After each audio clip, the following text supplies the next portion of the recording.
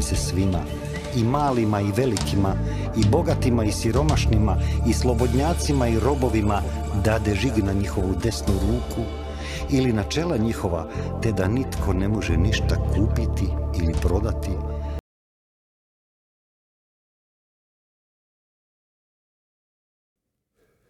Pozdrav, dragi narode, dobrodošli u još jednu epizodu Slobodni. Australija je izuzetno važna zemlja ako želimo znati što će se u Europi događati. Naime, sve što se dogodi u Australiji sa odmakom od mjesec do dva dođe u Europu, pa tako i u Hrvatsku. Zato moj današnji gost je izuzetno važan i ono što on ima za reći će izazvati veliku pažnju. To je senator Malcolm Roberts iz Queenslanda i pitat ćemo što se događa u Australiji i što možemo očekivati u skorijoj budućnosti. Hello, Senator Roberts. Welcome to our show in Croatia. Thank you very much for the welcome, and I feel honored to be your guest. You're a freedom fighter, and you're doing so much, and you have done so much to establish independence and now restore independence in your country. So thank you so much. It's an honor for me to be here, Andrea. Yeah, this is the great words, restore independence and freedom again. Can you tell a few words about yourself for people maybe who doesn't know you? Certainly. I was born in India in 1955. I lived in India, had my formative years in India for the first 7 years, and then my family moved to Australia. My mother is Australian, my father is Welsh, or were, they're both dead. I moved around a lot, and after finishing high school, I got good results. I graduated. I then went to university, did an honours engineering degree, and then I decided I better go and learn something. So I worked as an underground coalface miner for 3 years. Then I worked in America for 2 large companies, and then I came back to Australia. Became a mine manager at a very young age, and enjoyed that immensely. And then decided to do an MBA at the University of Chicago, which is one of the top 3 business schools. And after that, I had job offers in America and also Australia. I went back to Australia to head up a very large project. Then after 3 years there, very successful, my wife and I had our first child, and I formed a little consulting business, worked in many countries around the world. And then I learned about, I was working in New Zealand for 12 months, turning around a business there. And then when I went back to Australia in 2006, I found a lot of talk about global warming, and it was just absolute nonsense. And because I have knowledge of atmospheric gases to keep people alive in underground coal mines, so I knew it was rubbish, to use the Australian word crap. It was just complete fraud. And so I started speaking out about that, and then I was picked up by Pauline Hanson to run for the Senate, and I got into the Senate, and we just tell the truth. Great. Well, let's go just a few years back. There was some really interesting things and disturbing things in Australia during pandemic, and you experienced it there, and you are starting from the beginning to talk that something went wrong. When you notice when this pandemic starts that something went wrong? The first impression of the COVID. Well, first of all, I must say, Andrea, I disagree with the use of the word pandemic. It wasn't a pandemic. There was no pandemic of deaths, no excess deaths at all in Australia nor in any country in the world. Sweden, there may have been slight increases in excess deaths initially, but overall there weren't any there either. So it's not a pandemic. Pandemic has an excess of deaths. There's no excess of deaths until the COVID injections, which we can talk about later. But initially we saw these videos of people dying by their tens of thousands in Italy and France and Spain and China. And so we had to be cautious. So we gave the government complete freedom to get on with the job. And then I started noticing some inconsistencies and some contradictions. And just straight lies. And so we just started calling the government out. And then as the facts became clearer and clearer, it became clear to us that the whole thing was driven by deceit. And it was for two things. One was to establish control, and the other one was to transfer wealth to big farmers like Pfizer, Moderna, etc. So when that started happening, and the contradictions, we saw massive contradictions. One state would say something and justify a control based upon the science. Another state would do the opposite based on the science, and then we'd see within one state do one thing, and then the next week they'd do the opposite. So I thought, this is rubbish. So we started investigating. We started holding prime ministers and state premiers accountable, and they couldn't provide us with the data. And then I got the data. That was within 3 months, because we said at first, we will support you, and then I said, but I will hold you accountable. And when we held them accountable, they couldn't come up with anything. And that's when I started working out there was something seriously wrong here. And then after 12 months, I got the evidence from the chief medical officer that the COVID virus was low to moderate in severity, not high severity. So the whole thing was just a scam. Yes, also I had a guest, Dr. Denis Raquar, who is made a big work on this excess deaths, and he also said the same thing like you are. There was not pandemic at all. But No. Anybody who wants to see it, it's on my channel. But in Australia, there was a really strict measures, and the government was really pushing hard to vaccinate everybody. What do you think about these measures? Well, the word that keeps coming up with this whole COVID mismanagement is control. The word that keeps coming up when we talk about what the UN is trying to do to Australia and to other countries in the West is control. The eternal battle in human civilization throughout history, your country's been part of that as well, has been control. We are told that it's left versus right, and that's complete rubbish. It's always control versus freedom. And we could see this happening. So we could see the controls trying to take over what people do, how we live, and to force us into injections. And so we stood up against that because the battle is control versus freedom. And you've been on the side of freedom twice now, once in your war of independence, and now in this war for your country's freedom, restoring freedom as a journalist. So I commend you for that. Well, you recently had one statement in front of Parliament when you're talking about data of vaccination. What was the result of vaccination? Can you tell us a few words about this? Yes, the vaccinations we were told in this country were safe and effective. And by the way, I don't call them vaccinations anymore. They're experimental, untested, experimental gene therapy-based treatments. They're not vaccines. But the injections, the COVID injections, have caused they've smashed people's immune systems. They've triggered enormous excess deaths, and now we're seeing people looking at the Australian data, people looking at the English data, looking at the British data, that there's a very strong correlation between a number of doses given to people and deaths due to the injections. We see all kinds of diseases, afflictions. So what happens with these injections, they destroy the immune system or severely compromise the immune system, which leads to other deaths, myocarditis, pericarditis, cancers, blood clots, so many other illnesses. We see people paralyzed. Literally, they wake up months after their injection.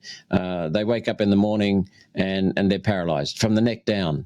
And so now they're starting to recognize that is happening. But Andrea, the whole thing was planned extremely well. When in the early days, it looked like it wasn't planned. But then within a few months, we started to see things that were happening for many years.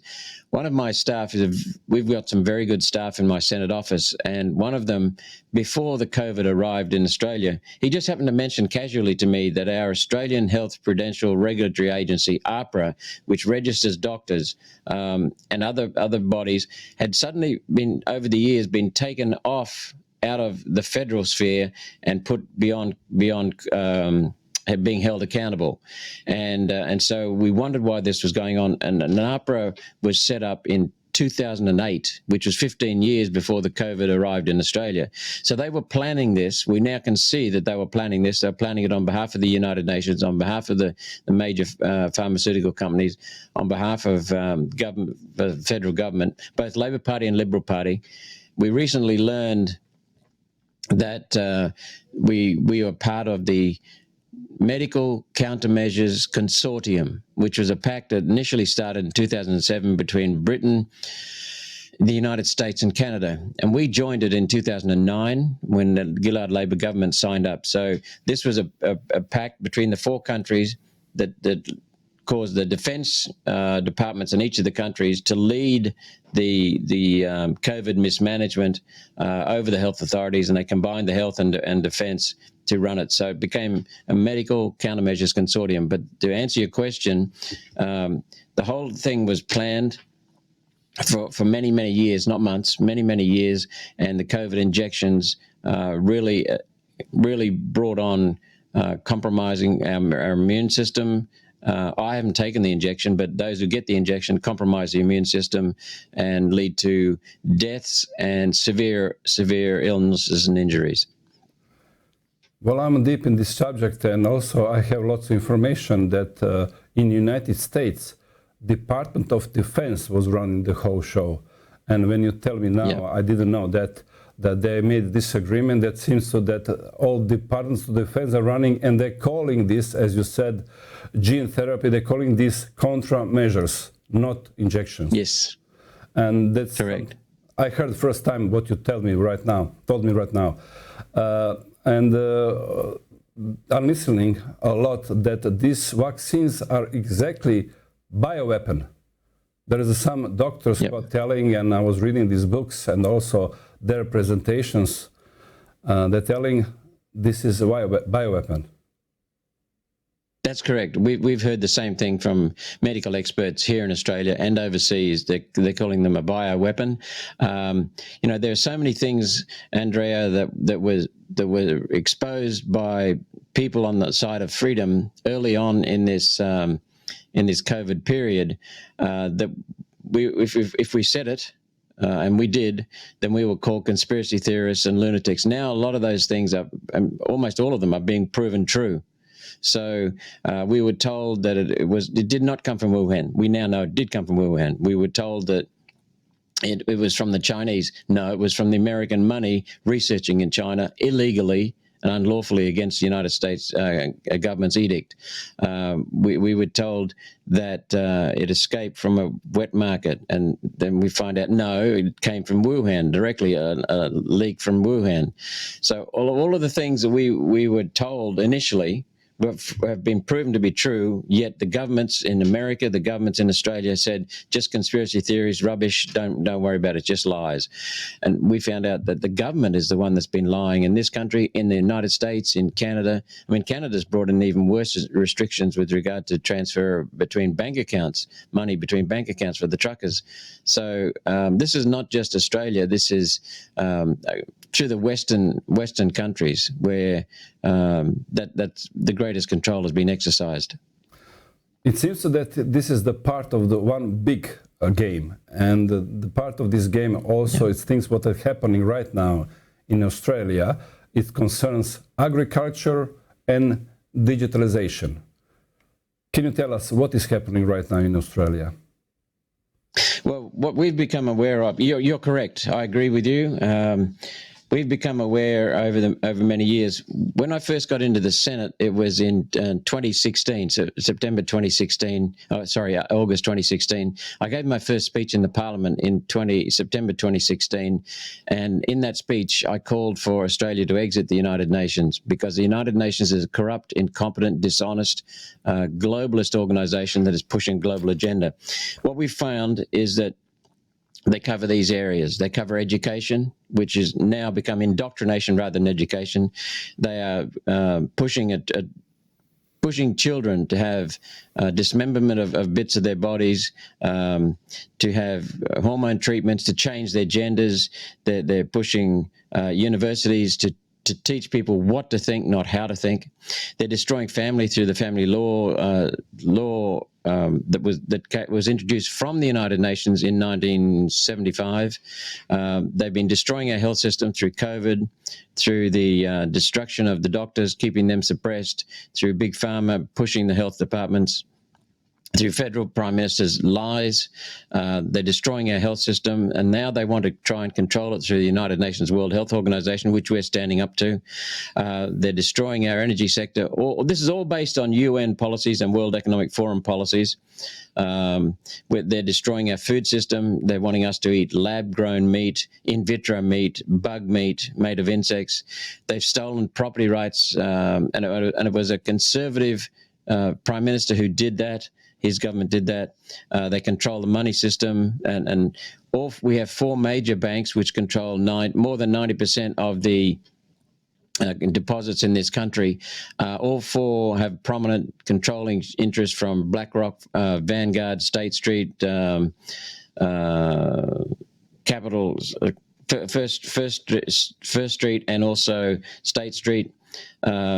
We have a huge immigration, which is designed initially to smash borders and now to smash our culture. I think you have similar problems in Europe. We have control in foreign hands of our water systems, especially our food production. A taxation system has been set up so that foreign multinationals pay very little or no tax. We have a censorship bill now introduced into Parliament by the Labor government, after being introduced by the previous Liberal National Party government. So both sides of politics are pushing all of these policies together. We have very strong push for abortion. Now some of the states in this country, including Queensland, where I come from, they have abortion up to birth. The whole thing, Andrea, we've worked out. I first started becoming aware of these things in 2008, 2009. And then I realized the whole thing goes back to the Club of Rome and the United Nations in the 1960s, where they came up with a very anti-human philosophy, anti-human agenda. Everything is driven by falsely calling humans uncaring, irresponsible, greedy, rapacious, unkind. Dude, we just don't care, they say. Nothing could be further from the truth. The only reason you're here and I'm here is because someone cared for us. Humans are very vulnerable when we're born. We need a lot of care, and that care separates us from all the other species. So humans actually care a lot, care enormously, and what these people in the United Nations and the Club of Rome and the globalist agenda, the World Health Organization, they tell us we don't care. So people then sign up to their beliefs, their bullshit, as we call it in Australia, and then they become anti-human themselves. Our children are being indoctrinated from a very young age to be told that humans just don't care, are irresponsible and greedy. So that's the real problem we're seeing here. So they're infiltrating and infecting every aspect of people's lives and minds. Well, the same thing we are here facing in Europe. Let's go through these tools, what they are using. One of the tools is digitalization. They now want to totally digitalize society. They want us to have a digital ID. Green passport was the beginning of this digital ID. They want us to have central bank digital currency and digital wallet. What is happening in Australia concerning that? Well, my office, I was the first one to call out the digital identity bill, and you're absolutely correct, Andrea. I agree with you entirely. That is what they want. We exposed the digital identity bill. Some of my videos went around the world. And that's not to brag. That's to say that people in many countries can now see that that's what's happening in their countries as well. That this is not just Australia. But the digital ID is to get all your information into a central location, and then the government, and that legislation has been introduced by the Liberal Nationals into Parliament for discussion 18 months ago, 2 years ago. It wasn't introduced for debate. It's now being foreshadowed by the Labor government. So we had the so-called right wing and now the so-called left wing. As I said, it's not about left and right, it's about control. So they're both wanting to introduce it. The same bill. They're both pushing limitations on the use of cash, which we defeated. My office defeated that. We led the way in defeating that. What they want to do is to control your identity sell your information to a foreign multinational where they don't have to comply with our laws for secure storage of data. And then if we want, for example, to get access to our health data, we have to pay for it. So this is some of the provisions. So they want to digitize us. They want to have control over us. And then what they want to do is introduce a social currency, a social credit system, rather, so that if you have if you disagree with anything they say on Facebook or social media, if you disagree with their policies and you own an SUV vehicle, not a little car, if you use too many resources, then you will have social credit limits put on you. And what they want to get is a digital currencies, so that way they can control how much money you get, so they can put the digitization into social credit system and then into control over you and control over your access to money and also your ability to spend it where you spend it. So then that way they'll have complete control of your life and your activities. You will have to do what you're told, otherwise you will starve. And this is basically a return to feudalism. They want to control every aspect of our lives. That's what they did during the feudal times. The middle class came up in the Industrial Revolution. The middle class escaped from control. Now they want to try and bring back control. It's the same thing, control versus freedom, Andrea. Yeah. Now they have a means to do it. Very important thing for that is to ban. Well, they only have means, Andrea, if the people don't stand up. I mean, technological means, of course. People are most important. Yes. Yeah, that's why we are here. We want to talk to people to explain them that they have the power. They need to ban the cash if we want completely digitalization and central bank digital currency. What is happening with cash in Australia? Well, the banks themselves are shutting down bank branches so that you can't get access to cash. The banks are shutting down as automatic teller machines which distribute cash, and so that's what the main four banks are doing. And the main four banks, remember, we have what is called the four bank pillars, which are four supposedly separate banks. Their policies are similar, their products are similar, their services are similar, their strategies are similar.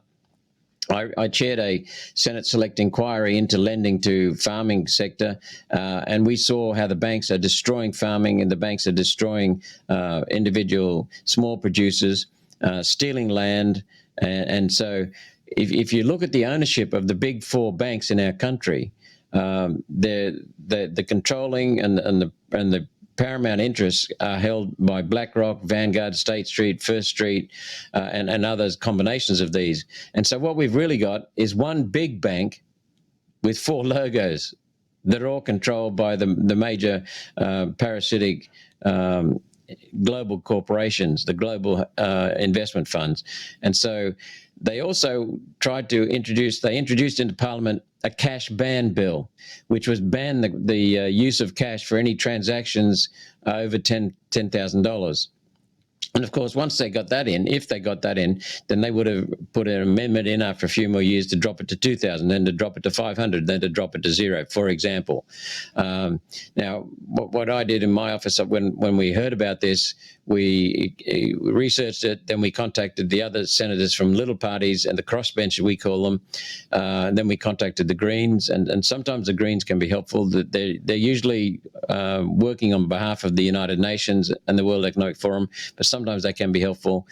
We got together, we then put pressure on the Labor Party.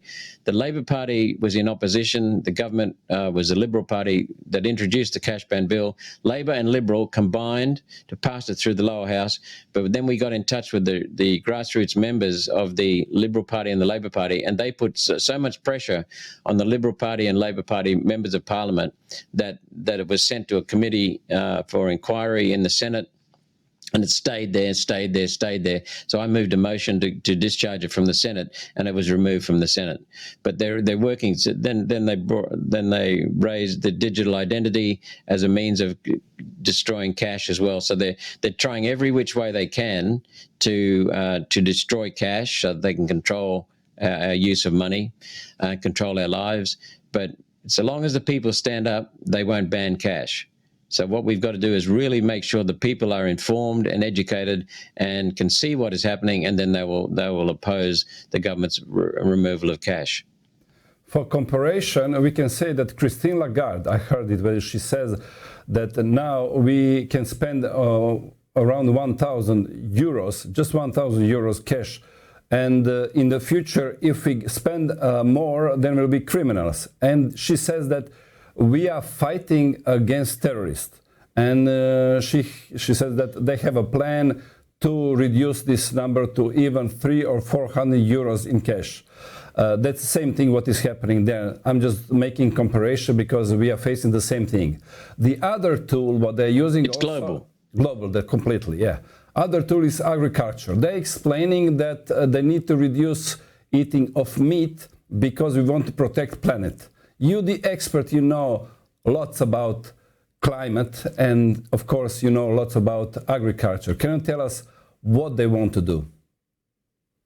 Yes, what they want to do, Andrea, is that they want to stop the family farm, the small farmer, because the small farmer is independent from them.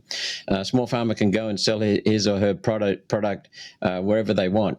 What they're doing in this country is through the destruction of property rights, through the transfer of water, access water entitlements to large corporations. They're transferring food production from family farms to massive corporations. And they're getting more and more control over water, more and more control over the land, and more control over agricultural production. What they want to do is decimate, gut our regions and get a lot of people out of the regions, because if you have corporations, you don't need many people in the regions. Our farm produce will come from large corporations according to their plan. Then they have control over that the production of food in this country. And then what they want to do is shift our consumption to in vitro meat, lab-grown meat, which is highly likely to be carcinogenic. And also they're talking about creating meat made from bugs. They're already doing it, and they're offering it for sale in some supermarkets. So what they want to do is to have control over food production, make it independent of weather, so that they will have it in factories near the main population areas, and then they will control what we eat and how much we eat. And so, I mean, Henry Kissinger, this is not new. This thought was mentioned by Henry Kissinger, who's one of the globalists. He's been a tool for the globalists for a long time. He mentioned it decades ago. If you control food, if you control energy, if you control money, you control the whole continent. He was talking about North America, but this same approach is now talking about controlling the whole planet. So, I mean, it's their own words, Andrea. You look at the person who fabricated climate change. There's no evidence of any change in climate. It's just natural cycles, natural variation. There's nothing unusual going on. We know that because we've done our own research, but also we've held the bureaucrats who've been pushing climate change accountable, and they cannot provide us with the evidence. So I can talk more about that in detail if you want, but the climate change is a fabrication. A lot of their things that they're talking about and using are invisible. Climate, COVID, money, all invisible, fearful. When they first brought in the Federal Reserve Bank in 1913, they talked about ending the boom and bust cycles. In fact, they made it worse because they can now control the money supply and the interest rates and bring on a boom, bring on a bust. And so what we see is just lies to control the people. Absolutely. Well, it's important to say something about climate changes. I had an interview with Dr. Judith Curry. She's the expert, really. Yeah. She wrote a book, Climate Uncertainties and Risk. And into our discussion, she explained all the details about climate changes. But it's also nice to hear from other experts. What do you say about this policy that we are going in the direction of no return concerning the climate, what we're hearing regularly for our mainstream media? I'm not laughing at you, Andrea. The globalists have really become very worried, because one of the things we noticed was that young people accepted this climate rubbish. We call it climate crap. Climate fraud is what it is. They accepted it. But the young people were also the most awake when it came to the COVID mismanagement and the COVID deceit. And the young people now, when I talk about young, I'm talking about 20, 25, 40 years of age. They could see what was happening in COVID, and they realized that very early on that was fraud. And then they realized that the methods they were using were the same as the methods for control that they're using in the climate fraud. And so now more and more young people are waking up saying, this is rubbish, climate is rubbish. There's no change at all. Now, one of the very easy things to use to smash this climate fraud and to expose it is, first of all, the production of carbon dioxide. What they're saying, what the globalists and the alarmists are saying, is that our production of carbon dioxide from our industry, our transport, our agriculture, is causing the planet to warm and destroying the planet, and must be stopped. So if we look at what they're saying is the increase in carbon dioxide in the atmosphere, which we don't disagree with. There is an increase in carbon dioxide in the atmosphere, was caused by our production of carbon dioxide. And they're saying, therefore, we need to, and that causes warming. So therefore, we need to, according to them, we need to reduce our production of carbon dioxide to make the carbon dioxide start to decrease and start to go down. Well, we had two severe tests of this, natural experiments, global experiments, Andrea. In 2009, we had a global recession after the global financial crisis. The production of carbon dioxide from the use of hydrocarbon fuels, coal, oil, and natural gas decreased dramatically because we didn't use as much fuel. We did exactly what they're saying we need to do. We cut our use of coal, oil, and natural gas, and the production of carbon dioxide from human activities went down. But we didn't see a change in the level of carbon dioxide in the atmosphere. It continued increasing relentlessly. Didn't inflect, didn't go down. It just continued like that, which shows that we cannot affect the level of carbon dioxide in the atmosphere. And we now know that from science, that nature alone controls the level of carbon dioxide in the atmosphere, because it varies with ocean temperature, because the oceans contain 50 to 70 times more carbon dioxide than in the entire atmosphere. We had a second natural experiment in 2020 when we had a global recession, almost a depression around the world due to the COVID mismanagement. And so, again, we should have seen the level of carbon dioxide go down, but it didn't. It kept increasing. And there's no inflection. It's just relentlessly increasing. So that tells us, again, that if we cut our production of carbon dioxide, we won't affect the levels in the atmosphere. So that's fact. So what they're telling us is straight away is a lie, and nature has proven them in very recent years, in the last 14 years, twice. Not once, twice. That's the first point. So that means what we're doing to cut our carbon dioxide is useless. Then the second thing is, let's have a look at the level of the temperature in recent years. As the carbon dioxide increases dramatically, and by the way, although it's increasing dramatically, it's only dramatic if you look at it in a short term. Over the many thousands of years, the level of carbon dioxide has been far, far higher than today, all due to nature. We didn't have cars, we didn't have massive agriculture, we didn't have power stations and factories back then, but it increased way above where it is now. And whenever nature increased carbon dioxide levels, the planet flourished, nature flourished. But let's have a look then at the temperature. For the last 50 years, the carbon dioxide level has been increasing, but the temperature has been almost flat since 1995. That's 28 years. So the carbon dioxide level has been going up, but the temperature has been flat. So that shows there's no connection between the level of carbon dioxide in the atmosphere and temperature. In fact, if you look at it over the longer period, over millions of years, the only slight correlation is between temperature changing, driving carbon dioxide changes, the other way around. And nature, of course, controls the temperature. So we see that the nature itself has shown that humans pushing this climate fraud are lying. And they will introduce for this carbon footprint. That means we can spend only few carbon credits that they allow us. That's the social credit system. That's what we were talking about with the digital identity. They want to introduce social credit, and that's one of the ways that they're talking about it already. So they've been discussing this privately for many, many years. We know that from a consultant who was Australian consultant who told me he was working for Tony Blair's government, the British government. When were they in place? Early 2000s, and Tony Blair's government asked them if they could do carbon credits for individuals. They've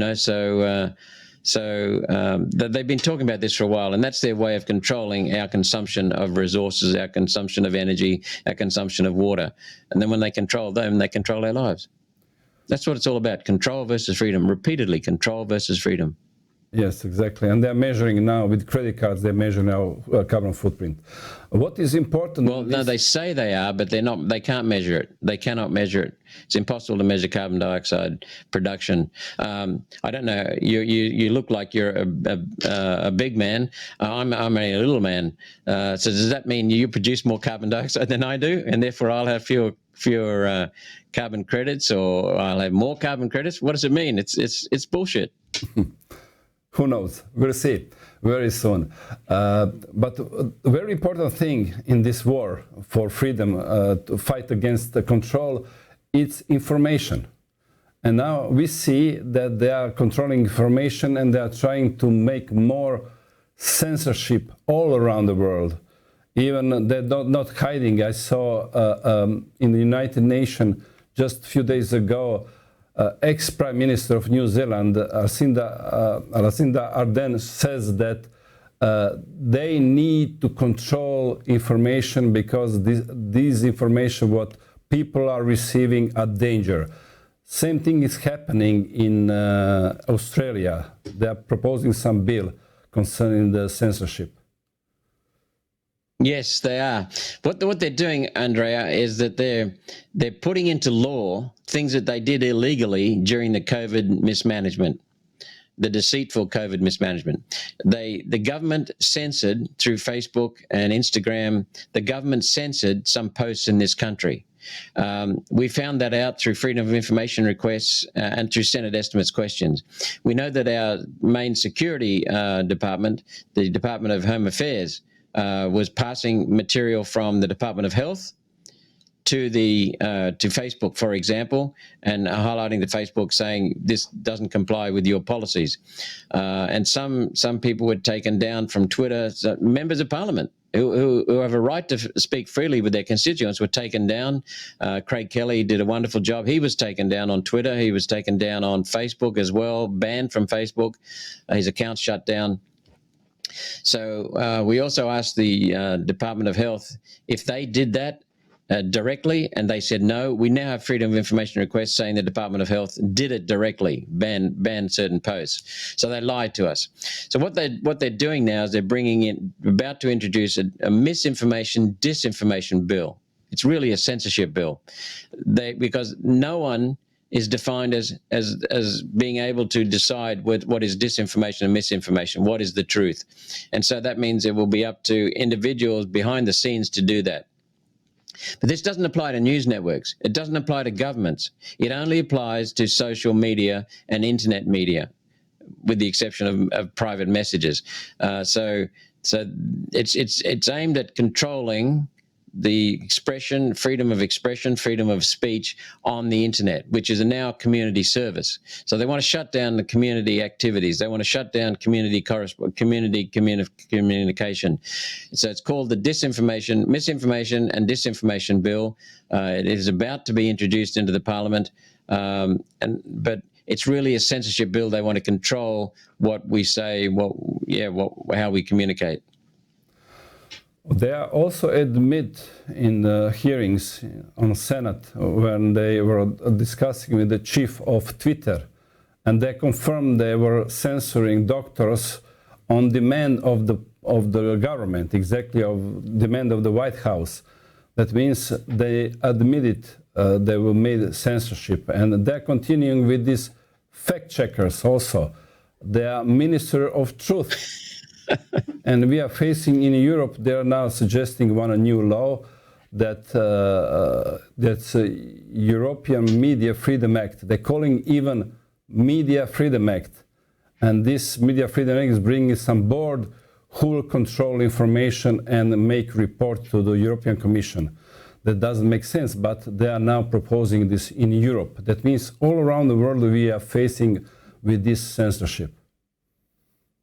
Yes, you're correct. These things have been going on for many, many years. They have become more brazen in the use of the words. For example, the Great Reset was a term that came into use by the leaders of Canada, France, Australia, New Zealand, Britain, all around the same days, within days of each other. The prime ministers and the presidents of these countries were using the term Great Reset.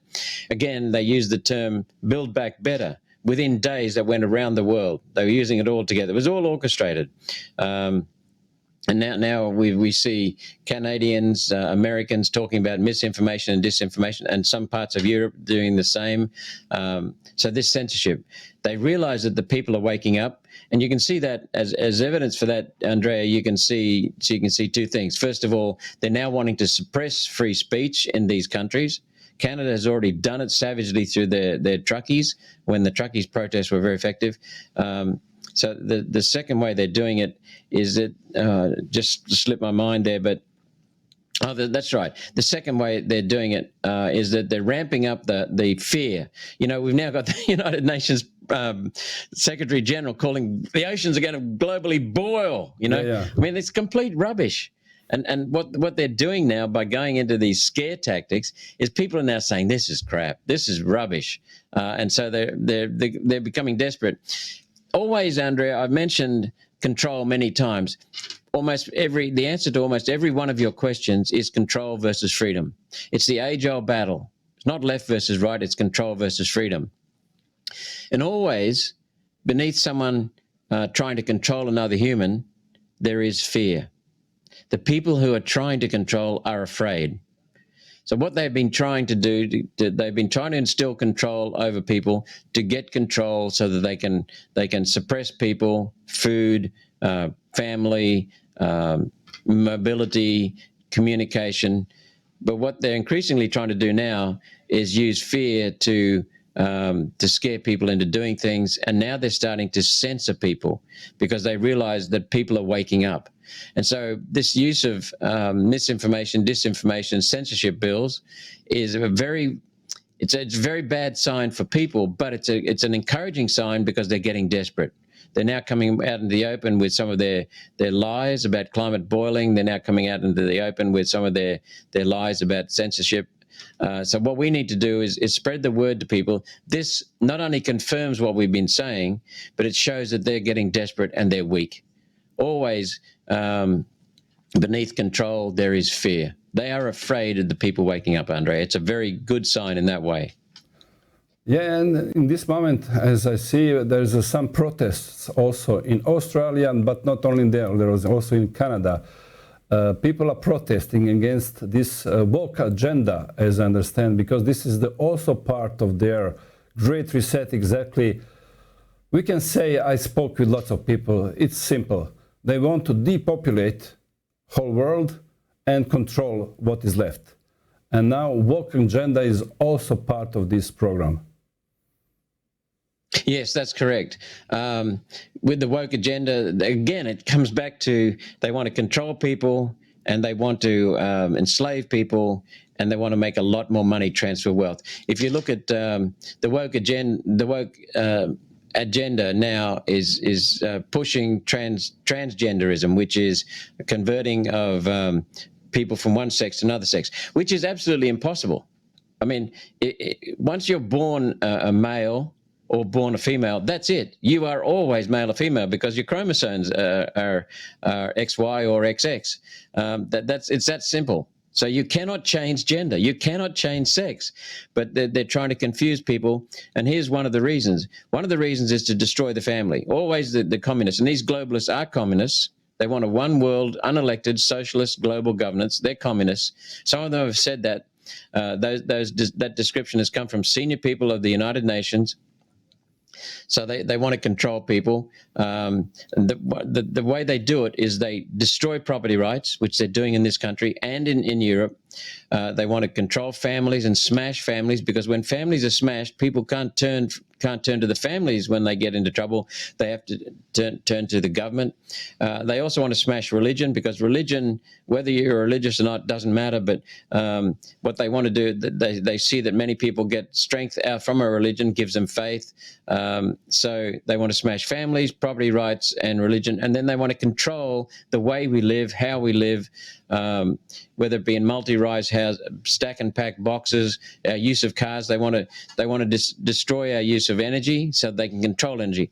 When they talk about solar and wind energy, first of all, solar and wind, wherever they've been used, they're much more expensive. That is a fact. So that limits people's use of energy. When they limit people, and they're also transferring wealth from citizens like you and me who use electricity to the globalist predators, the parasitic globalist predators who are getting subsidies for wind and solar to destroy our systems. But what they want is not different energy. They want less energy so they can control our use of energy. And when you control use of energy, you control people's livelihoods. You control people's freedom to move, the mobility. Electric vehicles consume a huge number of resources. They're very anti-environment. And they use far more resources than a petrol car or a diesel car, and they're far more expensive because of that consumption of resources in their manufacturing. And so what they want to do there is not convert us from petrol and diesel to electric. They want to convert us to no cars, so that we have to use public transport, so we have to use bicycles. So that restricts our mobility. They want us to be captive around the factories where they want us to work and just be the serfs again. So it's all to control, and again, control to transfer wealth and control for the sake of controlling people's lives. Yeah, they want to keep us in 15-minute cities. Correct. You said that you want Australia to exit United Nations. Yes, I did. And I never would have thought I'd say that just a few years earlier, but when I started research, when I became aware of their claims about carbon dioxide from human activity become dangerous, I mean, it's absolutely ridiculous. Nature produces 32 times more carbon dioxide than even the United Nations admits comes from humans. The variation in nature's production of carbon dioxide is greater than a human's total production of carbon dioxide. So I said, this is absolute garbage. So I started researching it. Then when I found out the research, and that proved that there's no basis for their claims on climate, I then started researching the organizations pushing this climate lies and climate fraud: United Nations, World Economic Forum, Club of Rome, and then I started researching beneath them. And I found out the same globalist predators that are trying to control the world and have control of a lot of the world, the BlackRocks, the Vanguards, etc. They're the ones who formed the United Nations and control the United Nations. Sorry, the owners of BlackRock, the owners of Vanguard, the owners of State Street, the owners of First State, they're the ones who formed the United Nations as a vehicle for control, as a vehicle for pushing fear around the world, climate, poverty, overpopulation. All of these are fabricated.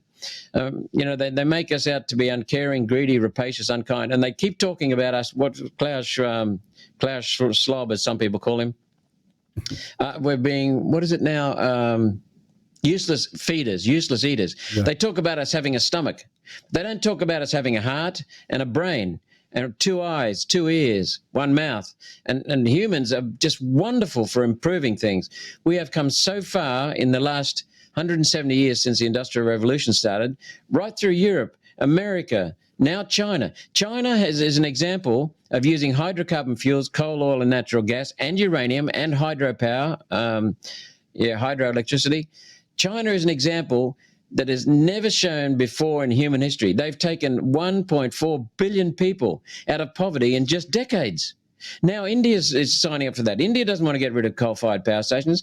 China doesn't want to get rid of coal-fired power stations because that's the secret to taking people out of poverty and giving them a better life, a longer life, easier life, more productive life, more choices, more comfort, greater ease, So China has followed the West And now China is saying, we will make you wind turbines, we'll make you solar panels, but we're not going to give up our coal-fired power. We're not going to give up our hydro power. We're not going to give up our nuclear power.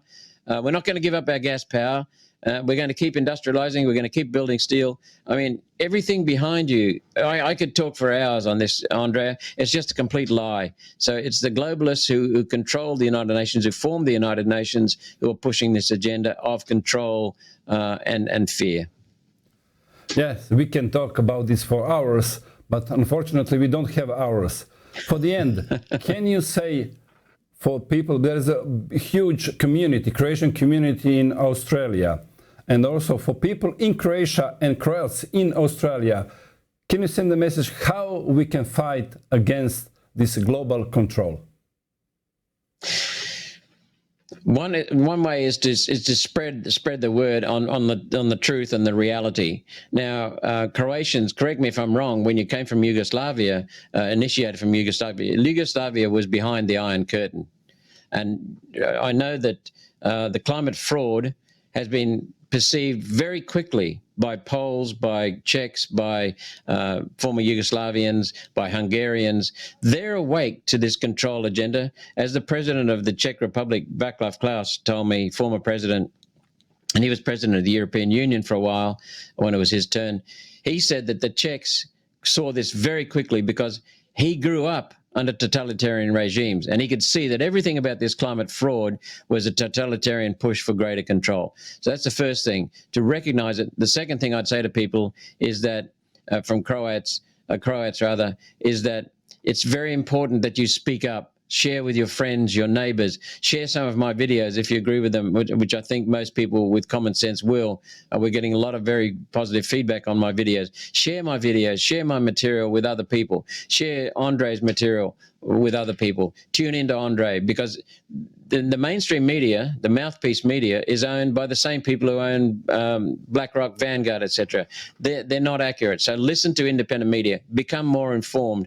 And the third thing is, stop voting for Liberal Labor in this country, Liberal Nationals and Labor Greens in this country, and vote for the independent third party, the minor parties who are increasing in vote. We're now getting increasing membership of the Senate. We're getting increased votes in the lower house. So that's the best way, is to stop Liberal Labor from forming government and to give us balance of power, so that we can call them out and stop Liberal Labor. Liberal and Labor have got identical policies. They pretend to fight, they pretend to debate, but they are not. Their policies are identical. What we need to know, what we need to understand, is that they are pushing this on behalf of the globalists. They have pushed this since 1944. With the formation of the UN, they've pushed it with increased vigor since 1975. Whitlam and Fraser, Labor and Liberal, both supported the United Nations Agenda 21. So there's a lot of work to be done, but the best way is for people from Croatia to understand that this is a repeat of totalitarianism which afflicted your states.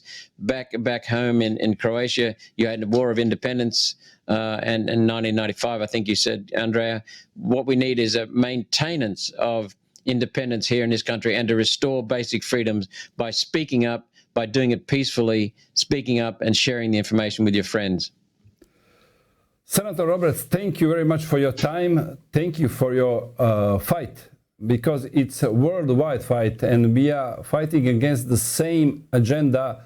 Doesn't matter if you are down under in Australia or we are in Europe. We have the same enemy. Exactly. I don't need to add another word. You just summarized it perfectly, other than to say this is an anti-human agenda that we are fighting. We have to restore, and that's the last thing I would say. We have to be proud of being humans. Humans care. Everywhere they've gone, whenever we've realized we're doing something wrong or affecting the environment, affecting other humans, we generally stop, because we care about the planet and we care about other humans.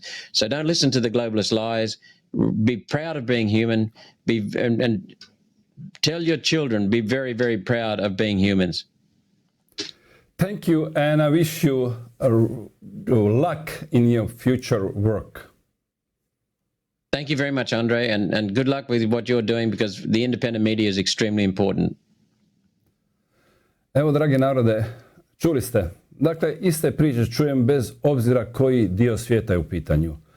Dakle, kao što ste vidjeli u Australiji postoje navodno lijevi i navodno desni. Međutim, niti jedni niti drugi nemaju različitu politiku, guraju jednu te istu. To je varka. Dakle, ove podjele o kojima nam govore ne postoje. Postoje samo oni koji guraju globalističku agendu i mi ostali koji se tome protivimo. I to je jedina podjela koja postoji. Kada to razumijete, onda ćete jasno znati ko vam je neprijatelj. Neprijatelji su oni koji vas žele kontrolirati, koji vam želi promijeniti način života i za to koriste razne alate, među kojima su uglavnom laži, kojima vas žele uplašiti kako bi prihvatili njihovu agendu. Ovo govorim sa iskustvom razgovora sa silnim brojem ljudi, a kao što ste vidjeli, ti ljudi dolaze iz cijelog svijeta. Jedino ono što svi morate znati jeste da je snaga u ljudima. Dakle, čovjek je taj koji može odlučiti da kaže ne i ne prihvatiti njihovu agendu. Evo, kao što ste čuli senatora Robertsa, oni su u očaju, ne uspijeva im da provedu ono što žele, ljudi su shvatili i bude se sve više i ovakve emisije služe tome da dobijete pravu informaciju iz prve ruke, a ne da slušate propagandu koju, kao što vidite po cijelom svijetu, od istih medija svi slušamo. Nadam se da ste bili zadovoljni sa današnjim gostom i sa današnjom temom. Hvala vam što nas gledate, hvala vam na strpljenju i vidimo se uskoro u jednoj od sljedećih epizoda Slobodni. Nitko vas neće natjerati da se poklonite zvijeri, učinit ćete to svoje voljno, odbacujući vjeru. Bićete laka meta za zvijeri, jer se niste podredili vjeri. Ako se ne podredite vjeri, podredit ćete se zvijeri.